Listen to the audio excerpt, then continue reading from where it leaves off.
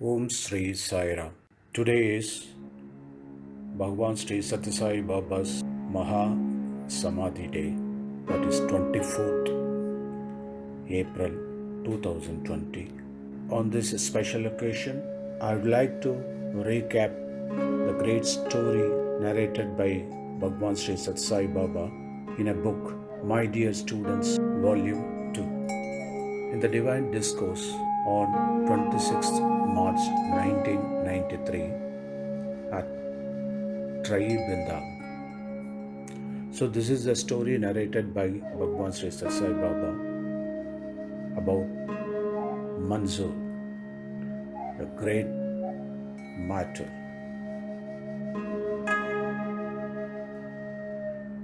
About 400 years ago, there was a man by name Mansoor in the city of Varanasi.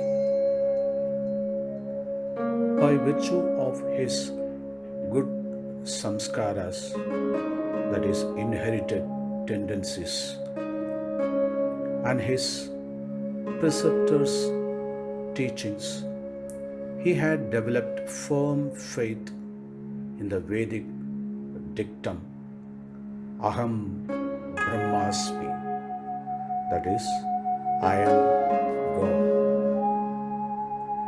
When people heard him constantly repeating this aphorism, they questioned him whether he was really God. He used to emphatically tell them thrice, yes, I am God. Yes, I am God. Yes, I am God.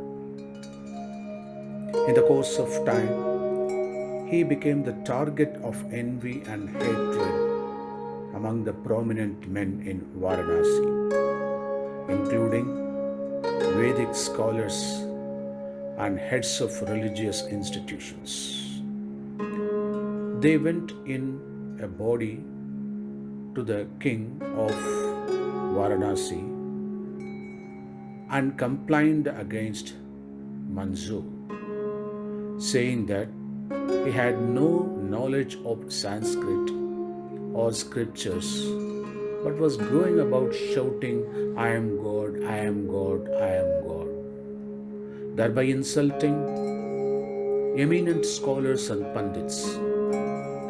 The king summoned Mansoor to his court and asked him, who are you? Promptly came the reply, I am God. The king got him examined by medical experts and found that he was not insane. Then the king advised him to give up saying, I am God, in view of the complaints from scholars and Maha Pandits that he was guilty of blasphemy.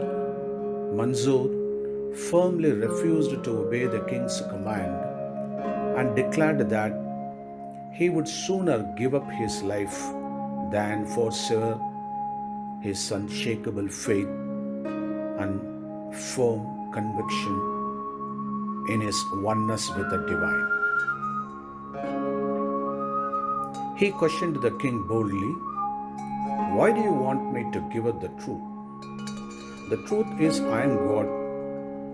Not only I am God, you are also God. Everyone is God. As he did not change his attitude, despite all kinds of persuasions and threats, the king ordered that his hands should be cut off for the offense of disobeying king. As the king's minion held Mansoor tightly and raised their gleaming swords to cut off his hands, Mansoor went on boldly shouting aloud, Aham Brahmasmi, unceasingly and smilingly. After severing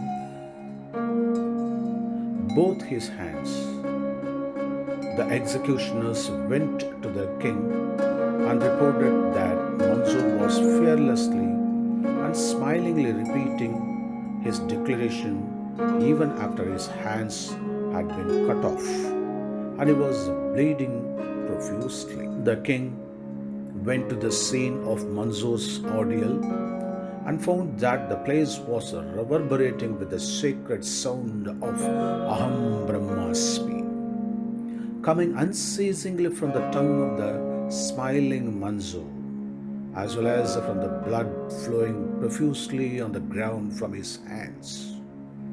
In a short while, Mansoor fell down dead with smiling and calm face and Aham Brahmasmi on his lips.